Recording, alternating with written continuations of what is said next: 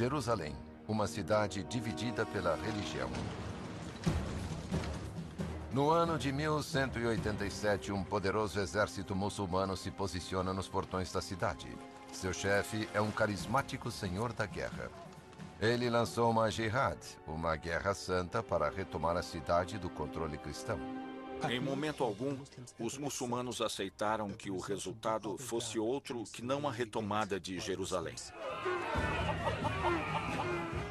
Enquanto os cristãos se preparam para o banho de sangue que cairá sobre eles, as ações de um guerreiro muçulmano ecoarão pelos séculos a seguir. Um paladino islâmico se erguerá e influenciará as regras da guerra ao abrirmos os arquivos confidenciais de Salah al-Din Yusuf ibn Ayyub, Saladino.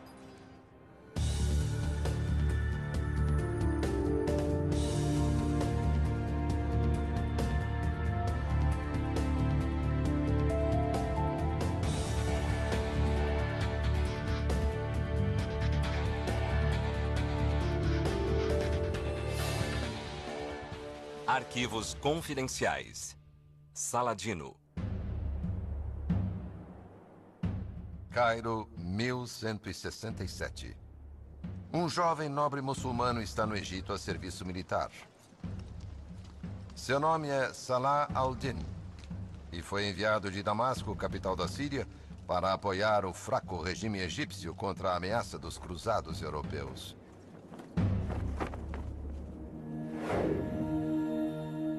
O Dr. Abdel Azam é uma autoridade em Saladino. Os muçulmanos não podiam permitir que o Egito caísse sobre os cruzados de influência cristã. Quem controlasse o Egito teria homens e riqueza para enviar exércitos e mais exércitos para lutar na Síria. Quando o governante do Egito, o vizir, morre, Saladino age rapidamente para tomar o poder. A subida de Saladino ao poder foi meteórica. Eu diria que até o momento em que subitamente se torna vizir do Egito, Saladino era desconhecido. Nas 2 décadas seguintes, Saladino constrói um império com Damasco na Síria como sua capital, estendendo-se de Trípoli, no norte da África, até o Eufrates, no Oriente Médio, onde hoje é o Iraque. Mas ele não conta só com a espada para unificar os povos conquistados. Saladino era um homem de grande sinceridade em sua crença religiosa. Ele se destacava por sua compreensão, caridade, generosidade, paciência, empenho e coragem. Saladino, muçulmano suni devoto, constrói escolas religiosas chamadas madrasas por todo o seu império. Madrasas são fundamentalmente escolas de lei. A força da madrasa é ter criado um ponto de vista islâmico uniforme. Ela criou uma rede de trabalho social, criou grandes laços de amizade, de conhecimento, de troca de cartas. Há também não muçulmanos vivendo pacificamente sob o governo de Saladino, judeus e cristãos nascidos orientais. Mas há convidados indesejáveis também. Os cruzados da Europa ocupam Jerusalém e destacamentos avançados na Terra Santa. Carol Hillenbrand é professora emérita de estudos islâmicos na Universidade de Edimburgo. Jerusalém é considerada a terceira cidade mais santa no Islã, depois de Meca e Medina. E lá existem 2 monumentos sagrados: o Domo da Rocha e a Mesquita Aqsa.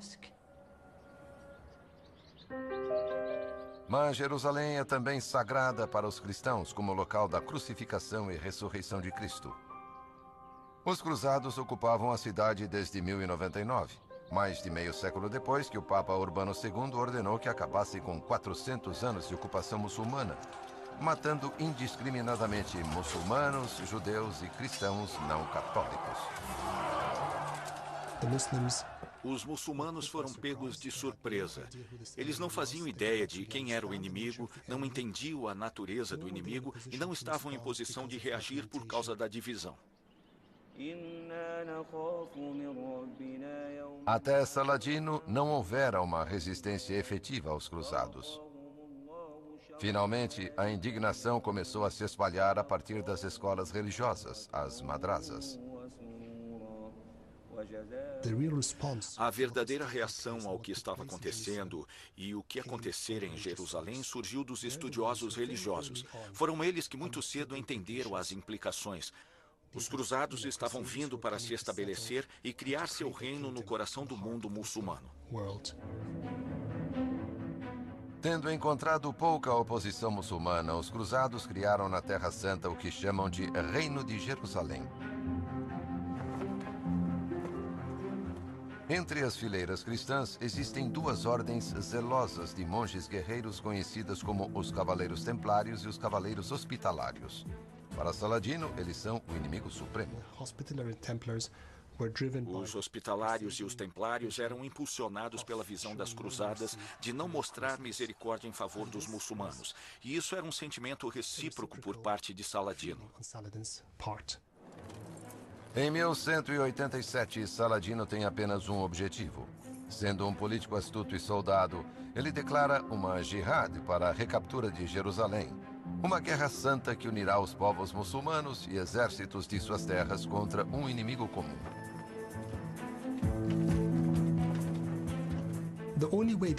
A única forma desses exércitos lutarem juntos é uma jihad. A legitimidade desses exércitos, obedecendo a um só líder, por um propósito, era a Guerra Santa. Saladino marcha de Damasco para Jerusalém à frente de um exército de 30 mil homens. Ele se vangloria de que a poeira levantada esconde o sol. Havia recitantes do Corão, juízes religiosos, e havia o sentimento de uma guerra religiosa. Um sentimento que nos primeiros dias da cruzada foi sepultado nos corações dos muçulmanos. No lado de Saladino, há um especialista na lei islâmica Sharia, pronto para aconselhar sobre as regras da guerra. Seu nome é Ibn Shaddad, e ele escreverá um relato da vida de Saladino ainda hoje usado pelos estudiosos.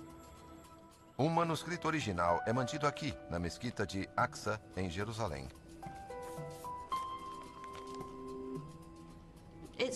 É muito incomum nos escritos medievais islâmicos haver biografias de pessoas famosas. Baha a-Ibn Shaddad era seu conselheiro religioso. É do relato de Shaddad que sabemos tanto sobre Saladino.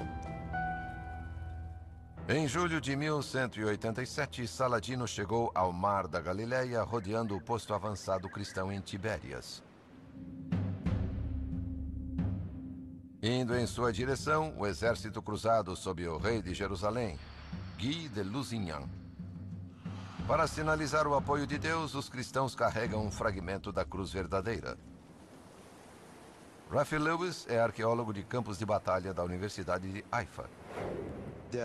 A ideia era basicamente marchar contra Tibérias e retomar a cidade das mãos de Saladino. Mas Saladino tem uma armadilha preparada para eles. Conhecedor do cenário, ele usa em seu favor. Ele capturou e agora controla as principais fontes de água da região da Galileia.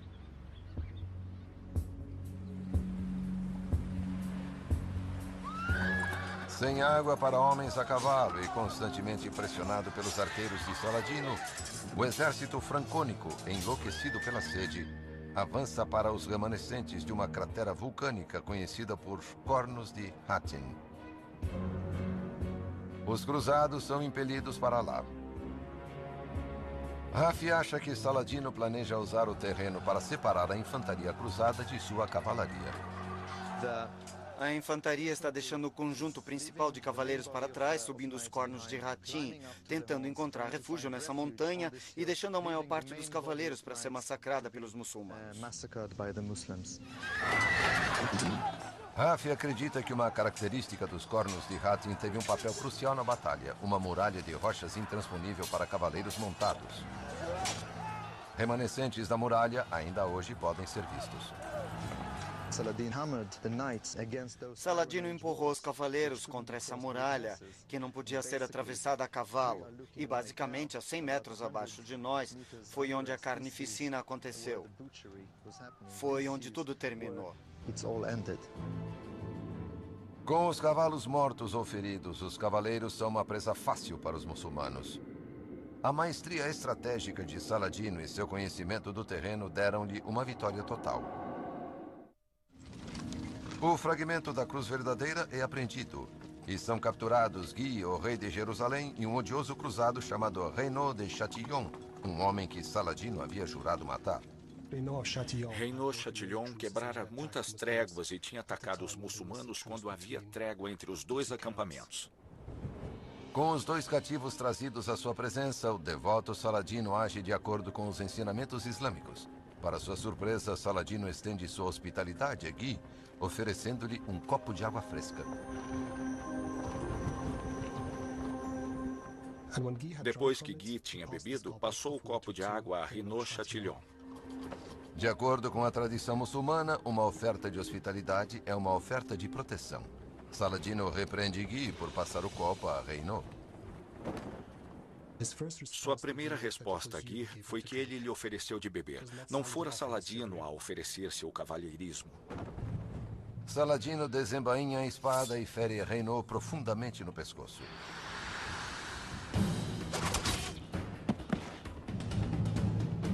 Mas ele mostra misericórdia a um Guy aterrorizado.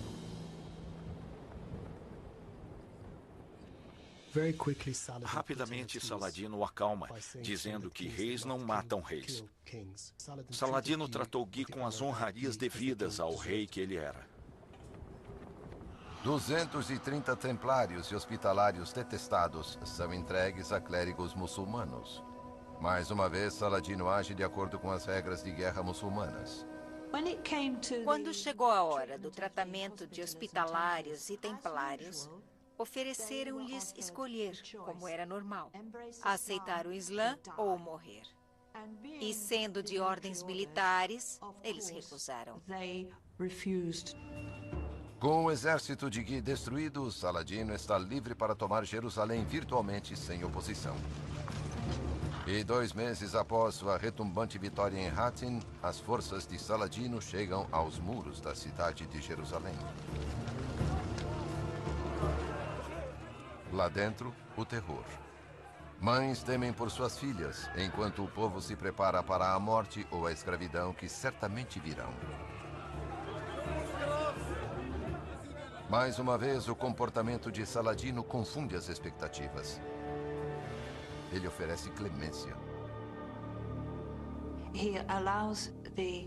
Ele permite que os cruzados partam. Pede resgate de acordo com o gênero dos habitantes e recolhe esses montantes. Não apenas suas vidas foram poupadas, como ficaram livres da escravidão com a condição de que deixassem a Terra Santa para sempre. Muitos voltam para a Europa com histórias de Saladino, um guerreiro muçulmano com mais cavalheirismo do que qualquer cavalheiro europeu. É material para lendas. Ele é um nobre selvagem, digamos. Aqui estava alguém que não era cristão, que era um infiel e que, apesar disso, tinha as virtudes que o cristianismo admirava. Reuven Amitai é um especialista em cavalheirismo da época. Saladino é o herdeiro de séculos de desenvolvimento de uma cultura política e legal no mundo islâmico. Muita coisa é baseada no Sharia, o Código de Justiça Islâmico, que foi banido no 8º, 9º e 10º séculos. Na Europa, Saladino se torna um modelo para um código de honra dos cavaleiros. Em 1825, seu cavalheirismo é exaltado na novela épica das Cruzadas, O Talismã, de Walter Scott. Em Jerusalém, Saladino começa a lavar os locais sagrados do Islã com água de rosas. Amparados pelos ensinamentos islâmicos de respeitar judeus e cristãos, peregrinos são livres para a adoração, desde que paguem um imposto conhecido como jizya. Mas assim como os chamados para as preces soam mais uma vez dos minaretes de Jerusalém, Saladino sabe que os cruzados voltarão. O horror desse evento cataclísmico para o cristianismo ocidental é simbolizado pelo Papa da época, morrendo logo depois, alegadamente, de tristeza. O novo Papa, quando assumiu, imediatamente iniciou uma nova cruzada para reaver Jerusalém. O rei Ricardo I da Inglaterra responde ao chamado do novo Papa, Gregório VIII. Guerreiro destemido que conquistara o apelido de Coração de Leão, Ricardo se une aos cruzados para sitiar o porto de Acre, tomado pelos muçulmanos. Mas os sitiados já estavam nessa condição por Saladino. Muitos cristãos quebraram a promessa feita a Saladino de deixar a Terra Santa para sempre. Em seu acampamento, as doenças são comuns. O lugar cheirava muito mal. Estava claro que os cruzados não tinham os mesmos padrões de higiene dos muçulmanos. O próprio Ricardo cai doente.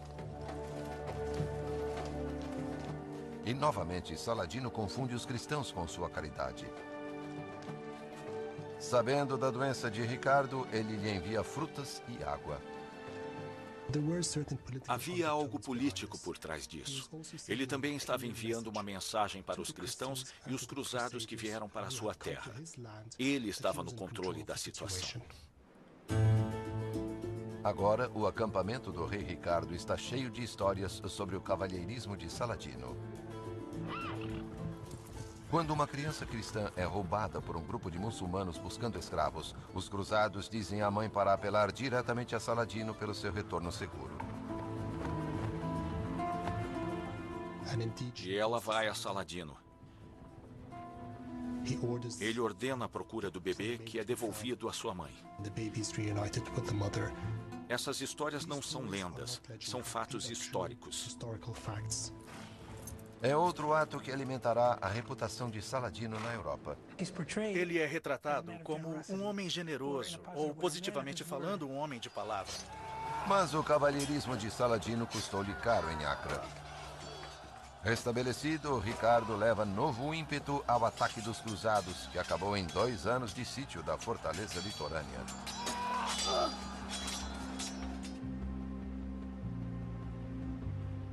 Ele faz 3.000 muçulmanos prisioneiros e oferece a Saladino os termos para a sua libertação, incluindo o pagamento de resgate e o retorno da cruz verdadeira. Talvez acreditando que Ricardo mostrará misericórdia aos seus cativos, Saladino adia as negociações para segurá-lo em Acre. Ricardo percebe que, na verdade, é Saladino que o está mantendo prisioneiro em Acre, por causa de seus 3.000 cativos. O que aconteceu foi muito dramático. Ricardo levou os 3.000 prisioneiros para os campos de Acre e os mandou executar. Apenas 13 dias depois que Ricardo marcha de Acre, as duas forças se chocam em uma batalha na floresta de Arsuf, ao norte de Jaffa. Ricardo está tipicamente no coração da luta.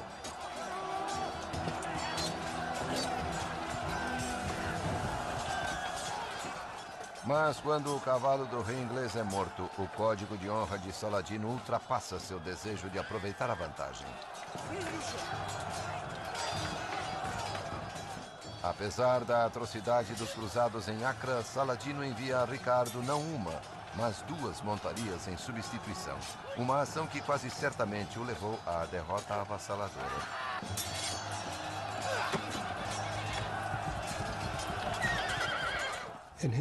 Nas palavras dele, era impróprio para um rei lutar a pé. O fato é que Saladino tinha um código de honra tão firme e nobre no calor da batalha quanto em tempos de paz. O pensamento de Ricardo volta-se para Jerusalém.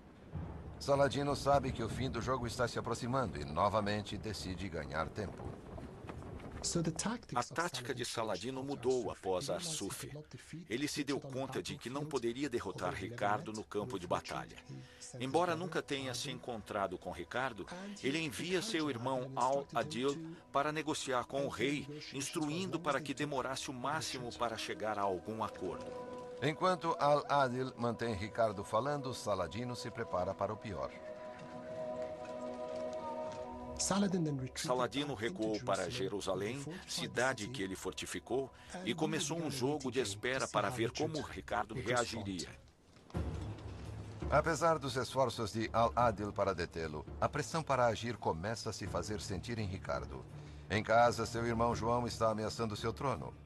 Ricardo, então, chega ao norte de Jerusalém pronto para atacar. Saladino se prepara para enfrentar seu inimigo. Jerusalém, naquela época, veio a simbolizar tudo o que Saladino defendia. Ele reuniu seus tenentes leais, aqueles que o serviram durante anos, e explicou-lhes de forma coerente e simples que teriam de lutar até a morte. Jerusalém está no campo de visão de Ricardo, mas ele sabe que lhe faltam homens para tomar e manter a cidade. O professor Shimon Gibson, arqueólogo, explica. Ele percebe que não pode capturar Jerusalém. Ele não tem controle sobre a geografia da cidade. Há uma famosa história na qual ele levanta seu escudo e diz: "Não quero olhar para Jerusalém porque não posso tomá-la dos muçulmanos." E então recua. Ricardo se dá conta de que precisa negociar uma trégua com Saladino por meio de Al-Adil. Os termos do Tratado de Jaffa, em 1192, são: a cruz verdadeira será devolvida aos cruzados. E peregrinos cristãos e muçulmanos poderão visitar Jerusalém para a adoração em seus santuários. Ricardo deixa a Terra Santa, voltando à Inglaterra muitos meses mais tarde, depois de uma jornada muito árdua. Abalado pelo conflito, Saladino se retira para Damasco, onde morre em março de 1193, renunciando ao derramamento de sangue. A conduta sobre Saladino, informada por sua fé islâmica, espalha-se por toda parte.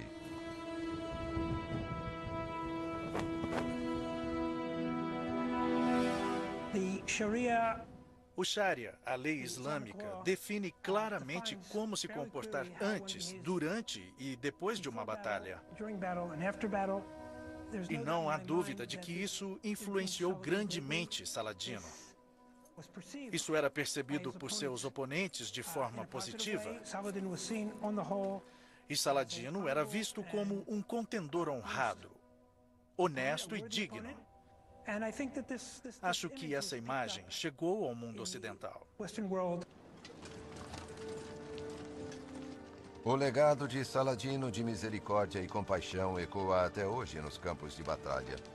Ele inspirou o código medieval do cavalheirismo europeu. Alguns acham que sua influência em noções internacionais das regras da guerra, tais como a Convenção de Genebra, ainda pode ser sentida. Regras influenciadas não apenas pelo cristianismo, mas por Saladino através do Islã. Versão Marshmallow São Paulo.